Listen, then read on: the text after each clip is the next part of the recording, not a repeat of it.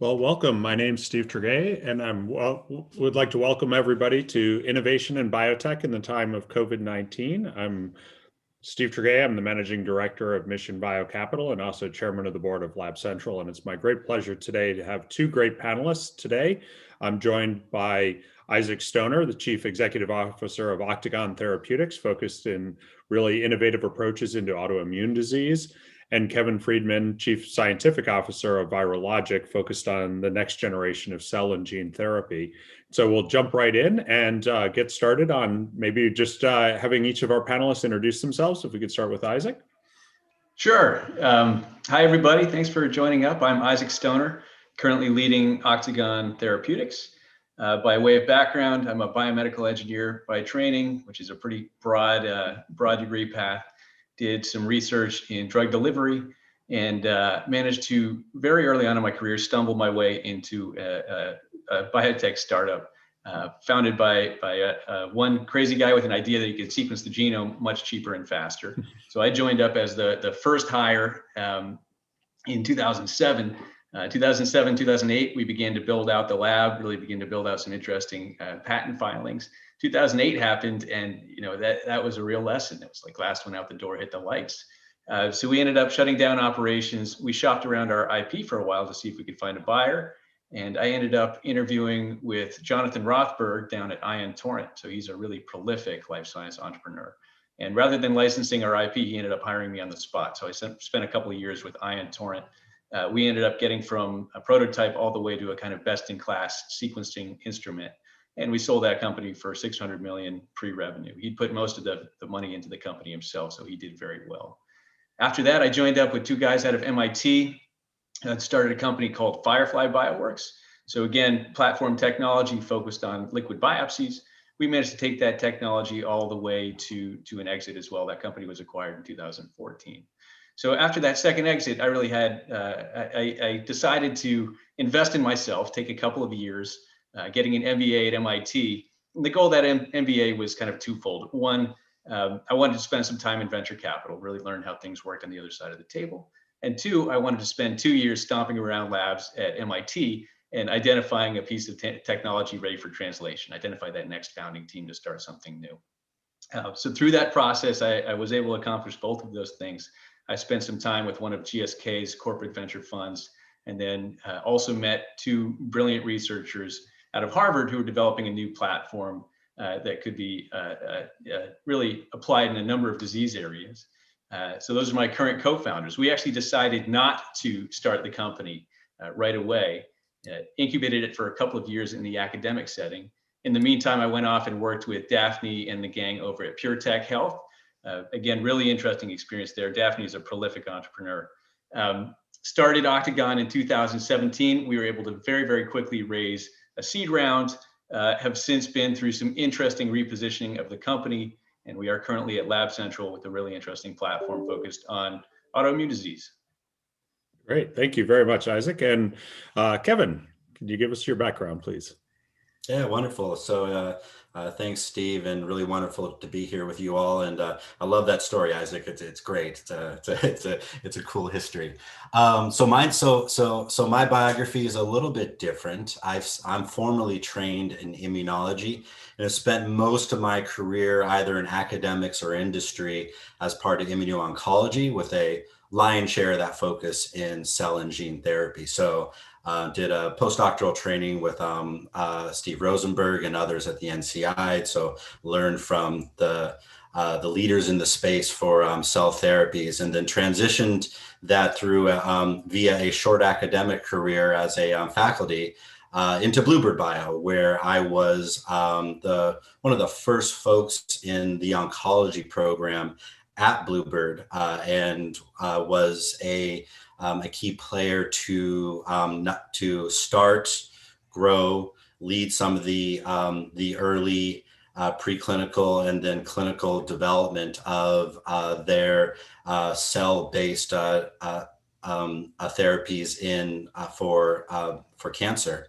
Then since spent about 7 years then at the end of my tenure at Bluebird, was running basically the oncology pipeline for with a number of cell and gene therapy preclinical programs, and then since left Bluebird to start building something new again, and that was virologic therapeutics. I wanted to find an exciting new technology that I felt could solve some of the key issues that the field is facing in cell and gene therapy. We're getting exciting clinical results, but there's some key hurdles to the space. And so wanted to find something that I could really sink my teeth into, work with a really fantastic team of individuals, both on the venture side as well as on the operations side, to build something that we hope is special in virologic therapeutics. Well, that's great. So let's actually dig in. So obviously terrific backgrounds from both of you. And, I think you both touched on the really important thing of finding something, and building a company as a labor of love, right? And so you really got to find something that you love, that you're passionate about, and you really believe in its potential. So can we actually spend a few minutes, maybe just starting back again with you, Isaac, on, what was so transformative about Octagon, and tell us a little bit about kind of the path in getting that company up and going. Sure. So I met my two co-founders through a kind of famous course offered at Harvard Business School called Commercializing Science. It's formerly taught by Vicky Sato. The whole purpose of the course, yeah, it is.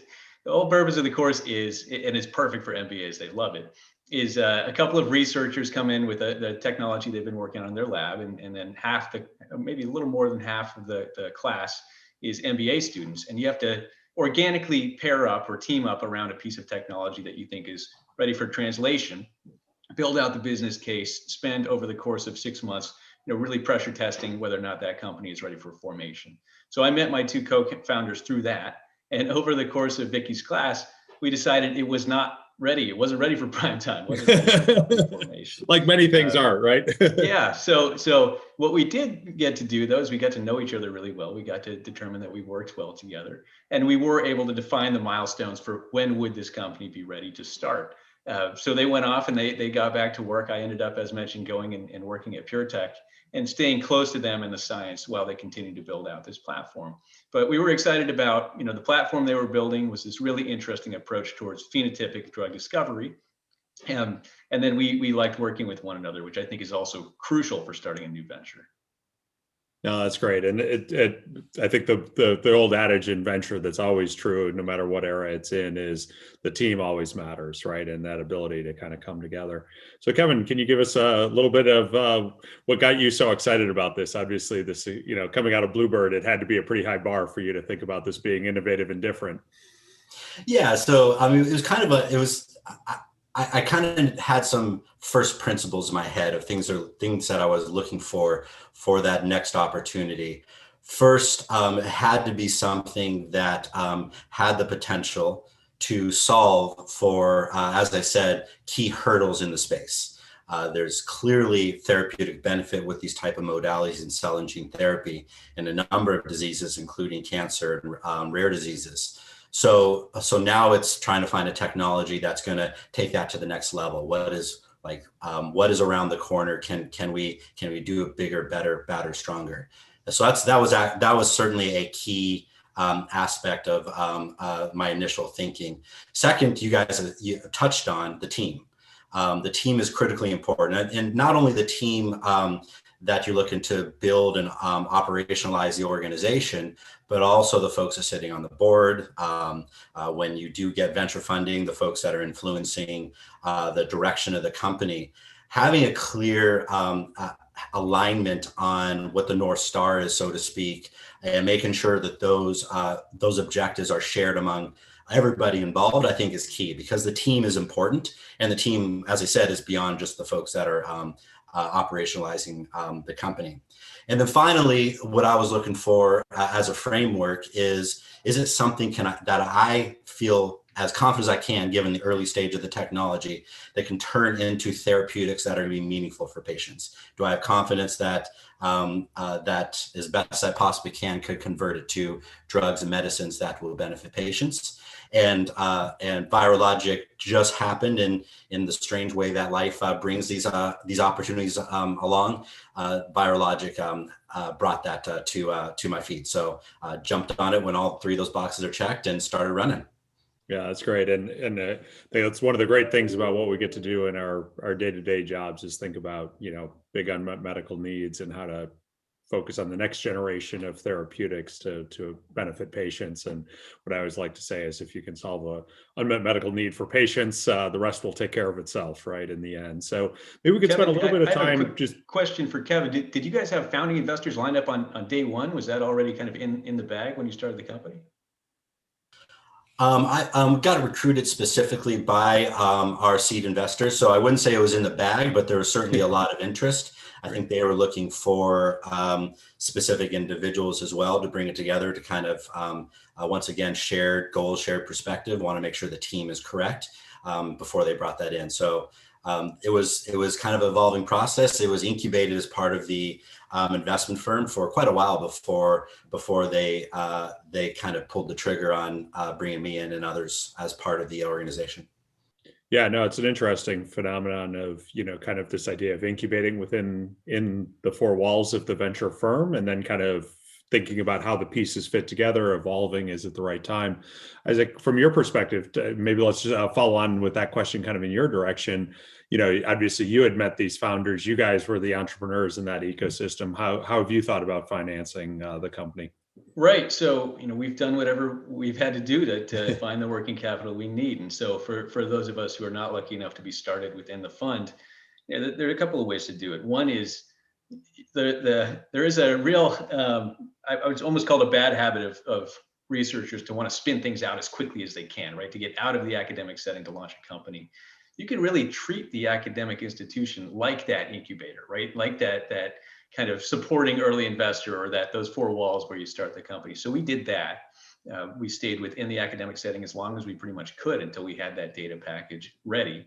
And at that point, luckily, based on having been involved with 3 previous ventures, I already had a pretty significant network of folks who were willing to take a bet on a seed stage company, not even because they knew the technology, but more because they knew me personally and had that trust in me. So, we've done it the old fashioned way, friends, family, fools, plus a couple of seed funds, plus whatever grants we could scrap together, family offices. We now have 19 different lines on the cap table.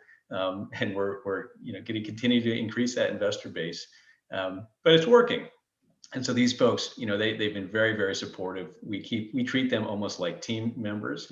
The current investors are not on the board. The board is just the founders still. But we try and really, really treat those investors well and keep them very up to date on all of the developments within the company. No, that's great. And your point around incubating in the setting of the academic environment, I think this is something that we've really seen a lot of initiatives around. So, I was thinking when you were talking about Vicky's class, one of my favorite things to do at Lab Central is the guppy tanks for Harvard, right? Where we pull in a few venture capitalists and we give them some advice. And I always say the best advice comes from the audience always. But just to think about, what are the pertinent experiments that need to be run, right? A lot of times academics are focused on, what's the path to publishing and evaluating the biology. We're thinking about how can that basic biology be translated to therapeutics. That's a different set of experiences and often different set of skills. And so there's lots of great mechanisms today to trying to bridge that valley to company creation. And I do think the passion, that's one of the things we always, I love about Lab Central is we can create a great ecosystem and let that passion and see, and whether it's the founders or the funders into that. But that kind of brings up to a different question. So each of you have kind of started with a different kind of starting point in terms of investing. Let's talk a little bit about communicating the story and how and when and how much do you tell of the story and what are some of the influencing pieces about telling that story? Because obviously you could be in a really competitive area. So, how do you balance that? Maybe start with you, Kevin, on that. And then Isaac will come back to you on that one. Yeah, gosh, super question. It's, I don't think there's any one right or wrong answer to this question. And so there's a lot of just kind of kind of feel by braille, just as you go along, what makes sense. And that's certainly where we are, and especially in the early days of this company. And so some of the things that I'm certainly keeping in mind, Steve, as you said, is the competitive nature of this space. I mean, cell and gene therapy is really, really hot. And particularly the type of approaches that are in the same ballpark of what we're working on is also a very hot space. And so I'm conscious of the kind of information that gets out there from like a competitive intelligence perspective. Especially as like an early day of the company, as you're kind of getting the feet under you, things are just moving a little bit slower than they would when you're up and running and moving quickly with fully staffed and running hard. So I just try to keep them in the back of the mind of what kind of information we want to have out there. And the other aspect I like to think about is what makes our company special, and when do we kind of show that off to the world, and the timing associated with that quote unquote big reveal. And that's really where I'm kind of just feeling as I go, as we manage this company, of like, when is the right time to kind of pull back the curtain and say, we're ready to go. In the same way, I think Isaac was navigating when to make the jump out of academics and spin out a company. I'm willing to bet that our thought processes are similar about when do we pull back that curtain and say, okay, we're ready for that next level of engagement from the external environment. So all of those I'm kind of circulating with my head, and I recalibrate my metrics on that probably on a daily basis. And just kind of move as we go. I think what's fun about right now is just getting into the science, collecting the data, demonstrating to ourselves that what we're working on is exciting and has a potential, and that's really what's motivating in the near term for us. Yeah, that sounds great. And Isaac, from your perspective, obviously, fundraising is more of a continuous process for you as you're reaching out to different folks who might be interested. How does that influence kind of how you're telling the story? What type of people you're trying to reach out to? Right. And I would say we would love to be in Kevin's position where, a lot of these companies incubated within the funds end up in stealth mode. And we never had that luxury. For us, the goal was always tell the story to anybody that will listen, make a lot of noise. There's obviously things we can't tell, right? So some of the peculiarities around the biology, certainly chemistry is kind of firewalled off. But other than that, we try and make as much noise as we can. So we've been through all of the little incubator programs and all of the mass challenges and mass bio, mass connects and things like that, Harvard's Life Lab, just to try and put a spot on the map, right? Have people have actually heard of us. As we think about reaching out to investors, there's kinds of two avenues. One is, seed stage, which is mostly angels, family offices, and very small funds. There's a focus there, and the ability to execute on a milestone very cleanly with minimal resources. Whereas when we go and talk to the venture folks for a larger Series A, and we're in that process now, they want to hear something quite different, right? It's big platform play. It's how do we have multiple clinical stage programs as quickly as we can, bring a lot of capital to bear very quickly. So the stories are a little bit different. One of the things we've done by engaging both these groups is, really we've used early conversations with the venture capital community to inform that next milestone, right? What is the exact data package that they want to see? What do they want to see in terms of de-risking and validating this novel biology? So engaging that group early, even though we have not done that big round yet, has been very important just for understanding where the goalposts are.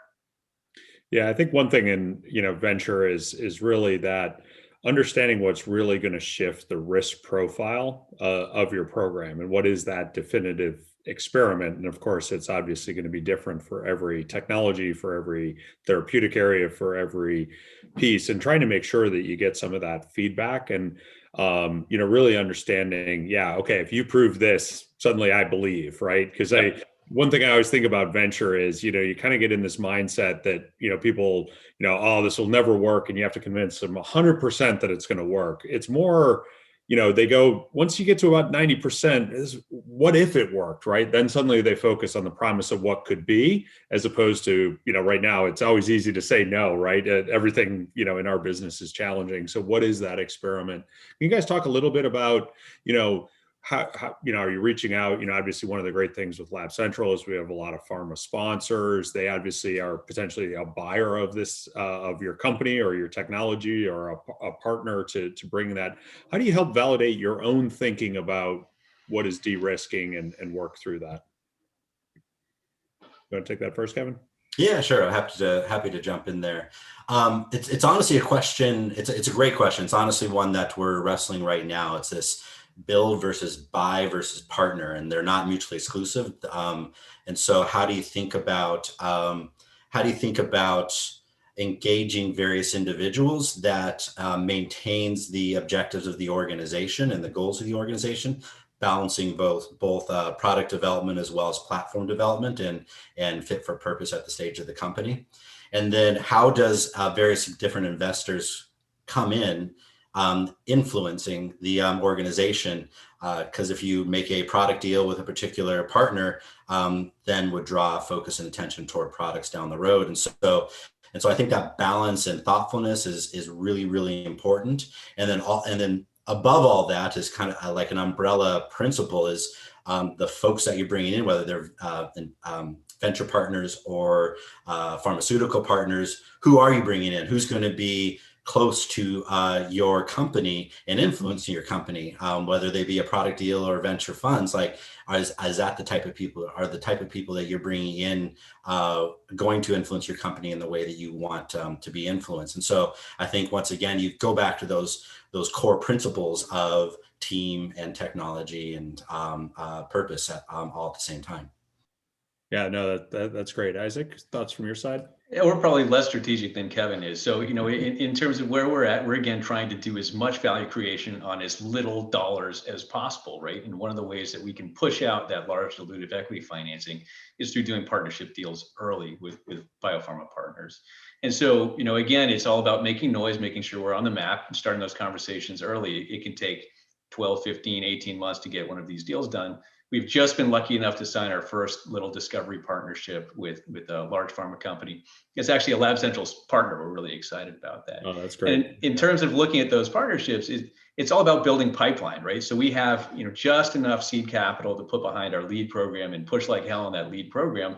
In terms of what else we can do with the platform, this is where partners become vital in terms of proving it out in other disease areas, other applications. So for us, it's all about get the deal done, whatever deal we can get. We're trying to firewall off our lead program. That's where all the company value is tied to right now. So we wouldn't obviously license out that lead program today, unless it was maybe a full M&A deal. But we are trying to deploy the power of this discovery platform with as many different partners as we can, again, to create that pipeline of earlier stage programs. Yeah, and this ties, just as a quick reminder, we've got a lot of great questions coming in, so you can obviously enter in questions and we'll start shifting over to some of these. And actually there's one that ties into that, which is, kind of a follow on to both of you, right, is building long-term value and thinking through a little bit the balance of, I call it, there's equity dilution, right? You can raise venture dollars to fund all of your activities, or you can take pipeline dilution, right? You mentioned already, Isaac, you don't want to license your lead asset, but you can really prove out. And both of you have a real platform aspect, but you have to think about therapeutics as well. So maybe, and this ties into a couple questions that have come through, how do you think about long-term growth over time and balancing those two things? And in particular, then, how do those partnerships change over time? Do you want to start, Kevin? Yeah, sure. So it's a great question. It's all about resourcing and dedicating time to products versus platform. And it doesn't matter what stage the company's at. Everybody in biotech is facing this question in some shape or form. And it's an important one. So the way I've been thinking about the question at this very, very early stage and is the following. How can we get to platform data that demonstrates the potential of this technology? What is most differentiating about this technology? And answer that question as soon as possible. And then that immediately feeds into question number 2, which is, what is the therapeutic application that is best capable of demonstrating that differentiation potential? And ideally, you get into a situation where the platform is applicable across a number of different therapeutic modalities and therapeutic areas, and you can tweak it in a way to leverage that differentiation potential. And so Then if you've, the idea would be if you create that level of a kind of platform demonstration and then identify at least a path to products, then you have options on the table for which you can decide to keep to yourself as that internal value driver, and then run at it and figure out what makes sense to execute against it internally, or do that product dilution down the road to bring in that quote unquote non-dilutive capital, but trading your pipeline down the road as an upside. And so all those choices are really, really important. Focusing right now for us is really optionality. It's like, how can we create that optionality for us? That is going to create the choices on whether we want to bring in that funding by venture capital or by partnership. Yeah, no, absolutely. Optionality is a great way to think about that you want to be preserving that. So Isaac, on the cusp of, kind of doing your first partnership, how are you thinking about that partnership, building your platform? What are you kind of looking for in terms of, what were you trying to get out of those partnership discussions, and how does that fit in your strategy? Because I think, again, it's that optionality to preserve what you see as your long-term strategy for the company. Right. So the optionality piece is a great point. And that's what we're trying to build with these partnerships. In terms of how we're thinking about, pipeline dilution versus equity dilution, in terms of expensive money, whenever we raise expensive money, that goes towards the lead product. We're trying to push as hard as we can to get that into the clinic as fast as we can. That's really where the driver of company value is. But having a platform is great. It in some ways reduces that bimodal risk, right? The fact that the lead program could crash and burn in the clinic. And so, in terms of building in that pipeline, the platform out, improving that platform, one asset does not, or one program does not a pipeline make, right? Or not a platform make. Also, it doesn't, the platform as well, right? Yeah. So, this is where, especially some of the higher risk applications of the platform, these are perfect places to deploy partner dollars, even if there are strings attached, even if it's, smaller dollars that could lead to a bigger deal down the road. We are thinking this is just, maybe we're taking on pipeline dilution, but this is in areas where maybe our company doesn't have that internal expertise, or maybe, we're actually leveraging some of the knowledge that the partner has as well. So we're not worried about pipeline dilution for now. We're more worried about, push ahead with that lead program as fast as we possibly can and prove out the platform, or prove there is a platform there with other people's money. And I think the, one thing that's important about a platform, right, is I used to always joke at Forma, the first IND that we had, we got lucky. The second one, we were really lucky. By the third one, we must be onto something, right? So by definition, a platform has to kind of prove itself out more than once. And so that balance, and you touched on it, Isaac, that, maybe it's an indication that you wouldn't yourself be able to go after because it's not a clear clinical efficient path you could afford to run, or other things like that. So really thinking strategically, and then of course your platform deals can start small, kind of, I call them the working for food kind of deals. And then eventually, obviously, they can result in multi-million, hundreds of millions of dollars in revenue into your organization, like we had at Forma. And in that context, it really can create a very enabling pipeline on that.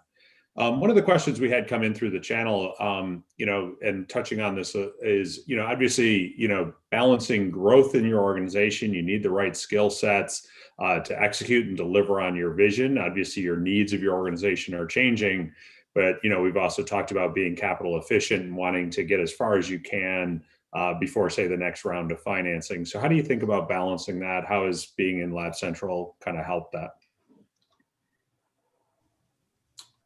You want to take that first? Isaac, why don't you take that? Oh, I was going to say, since you have a longer expertise and experience at Lab Central, I would love to hear your thoughts on that as well. Sure. So happy to clean things up. Right. So, having been at biotechs that are not in the Lab Central ecosystem, and having been there for a number of years now, this is uniquely enabling, right? The fact that you were there paying sub-market rent, able to access this huge install base of instrumentation that you don't have to buy, you don't have to own these big depreciating assets.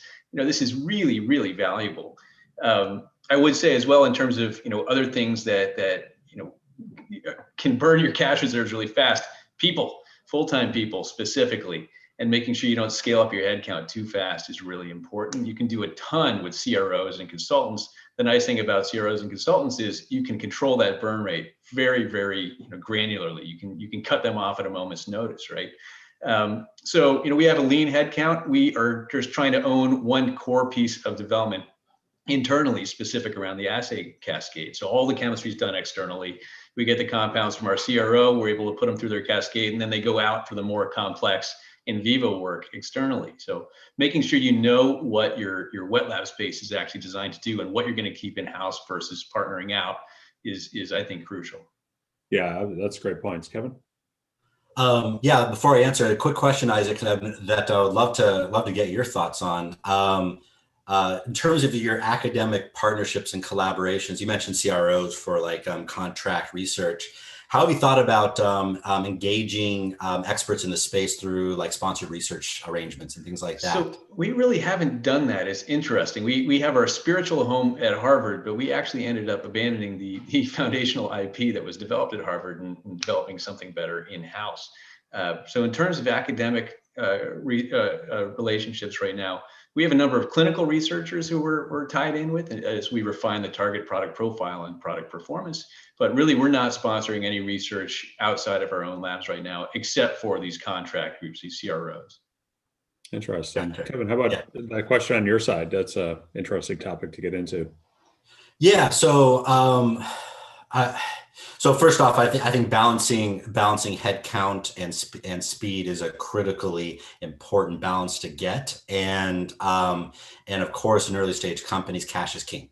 And so, and the biggest cost associated with any early stage company from a percentage perspective are your headcounts. And so, being very, I guess, thoughtful about where you want to focus the speed of the organization in terms of the data collection, I think is key. And that's where you'd probably want to focus your headcount hires. Where do you want to move as fast as possible? Because contract organizations are great. They're for all the reasons that Isaac mentioned. The downside is the cycle time. So you pay that partner tax.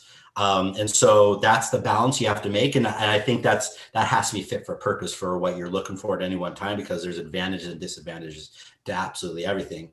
And in the same vein, academic partnerships are great. They're going to be able to bring in a lot of scientific expertise and value and thoughts through that partnership that you wouldn't necessarily be thinking about yourself, but it's also not going to move as fast as they may take it in a different direction. They may hand it to a graduate student that is for lack of a better term, the Swedish chef from the Muppets in the lab and just kind of throwing reagents around. And so you have less control. So it's all about what you're trying to balance. So if something like as a representative example, if you were if maybe something that was like next generation or something you like to pursue down the road because it has an exciting application of your technology, but you don't want to spend a lot of internal dollars to kind of let that slow simmer for a little bit, maybe that's where you look at to an academic collaboration to lean in on. And on the opposite extreme, you have a key platform or pipeline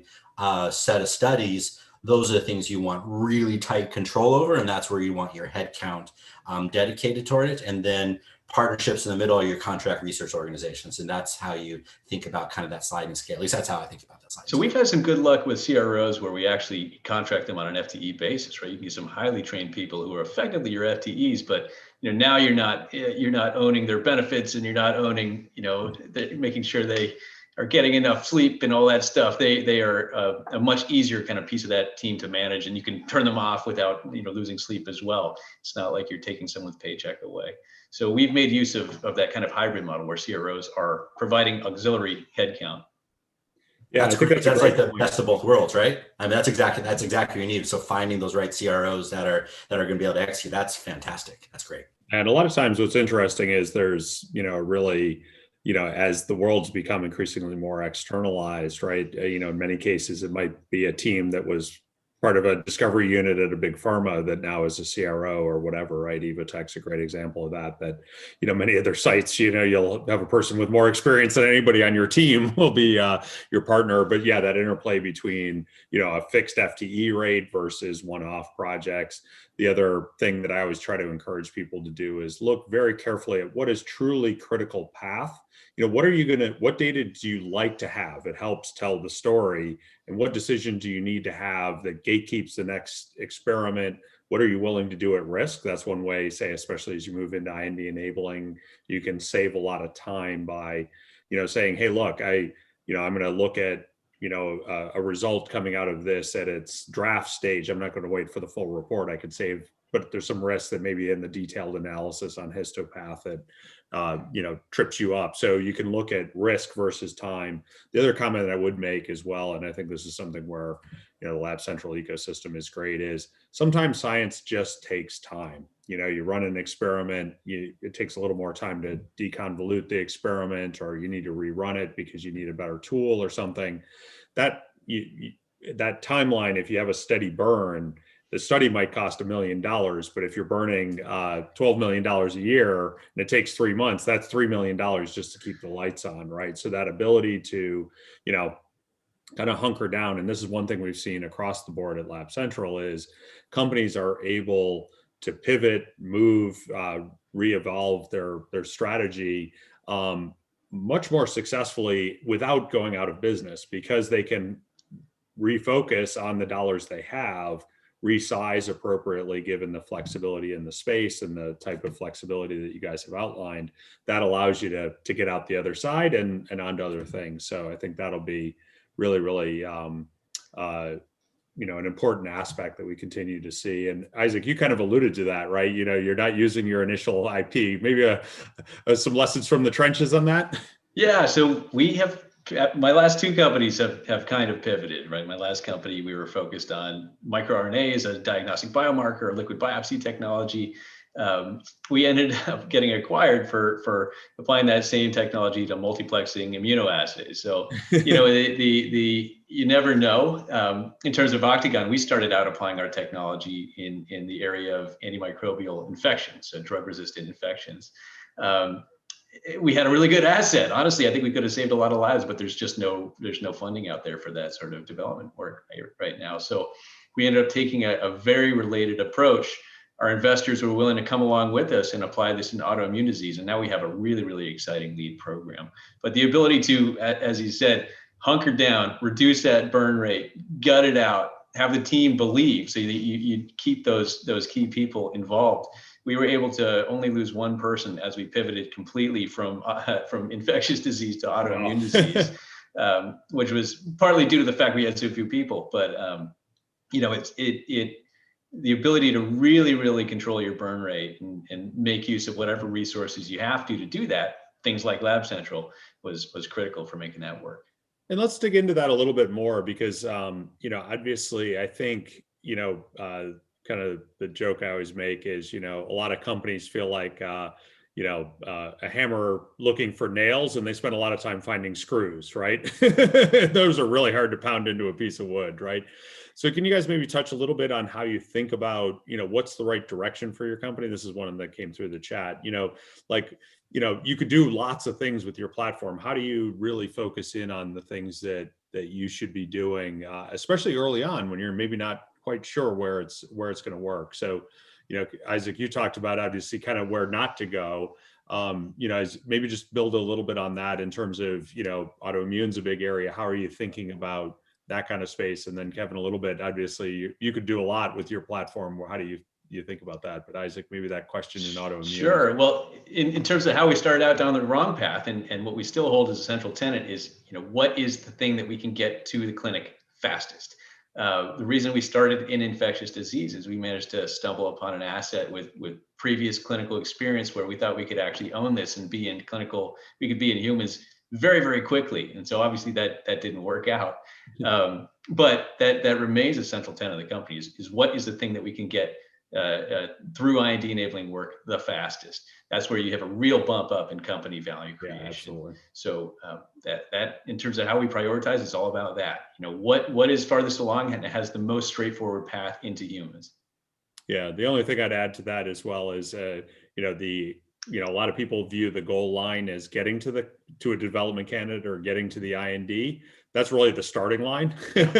And so often one has to, it's a little bit like that running a 4x400 and you realize that you've got 3 more laps to go or whatever, right? Yeah, and yeah. so I think because a lot of time can be gained or lost, right, in your clinical trial design. How quickly can you get to the right patient population, et cetera. Kevin, from your perspective, how have you guys kind of thought about that? Yeah, it's a great question. And I couldn't agree more with Isaac. That's exactly the right way to think about it. How do you get to that near-term value inflection as soon as possible, with the goal in the back of our minds of what's going to be most differentiating and make a largest impact on patients?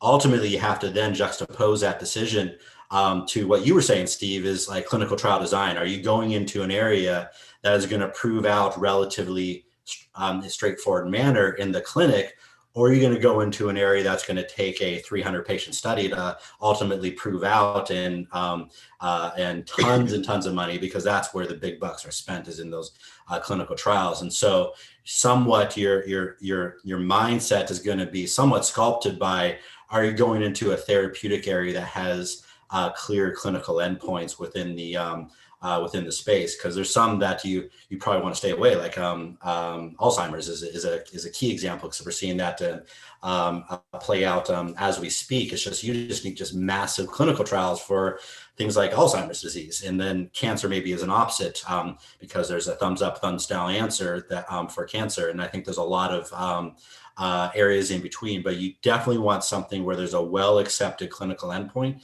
to make when the race actually starts, to Steve's analogy, when you're actually on that starting line and start spending those big dollars, that you're going to be able to know when you're getting a thumbs up or thumbs down on that clinical answer. Yeah, the regulatory risk can't be underestimated, right? And Isaac, the thing in antibacterials is, I'm sure this will come back. There'll be that right moment in time when there is a regulatory environment and framework for that. And I think society, we know that's coming, but there isn't that framework today. And if not right now. Platform risk, biology risk, and regulatory risk, suddenly you start feeling like you got to roll snake eyes a few too many times in a row, right, for things to work. That's right. But I don't think there's actually, I spoke kind of definitively. I think it actually influences your decision-making matrix. You may have like this really amazing technology that differentiates in something that is that may take a little bit longer, but is really going to has a high potential to benefit patients. And maybe that affects your framework about partnership and how you want to bring in additional relationships to leverage that forward. And so there's no black and white answers here. They're all kind of like they're a little bit nudges in various different directions. And then at the end of the day, you have to make a gut call.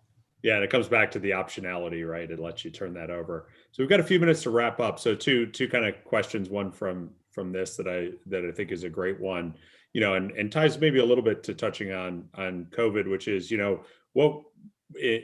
of having grown your companies through this time, less so maybe about the challenges of COVID, but what have you learned about that experience, and how are we going to do things kind of fundamentally differently in the coming years for this?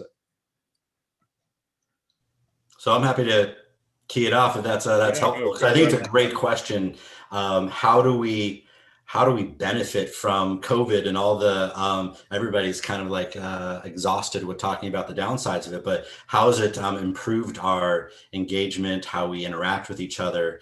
And I think there's going to be some long-term impacts on literally how we engage with each other, like through video conferences as opposed to flying across the country for meetings, and not necessarily defaulting to the latter.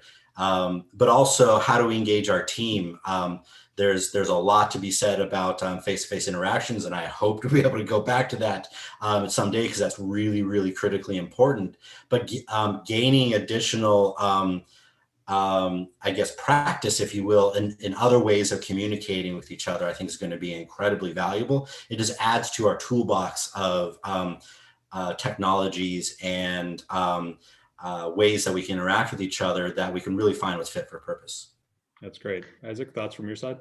Yeah, so I really miss being at Lab Central every day. I'm one of the few CEOs who spend every day that I possibly could on site at Lab Central with my team, and I miss it. And I don't think technology is a very good substitute, but I'm getting used to it.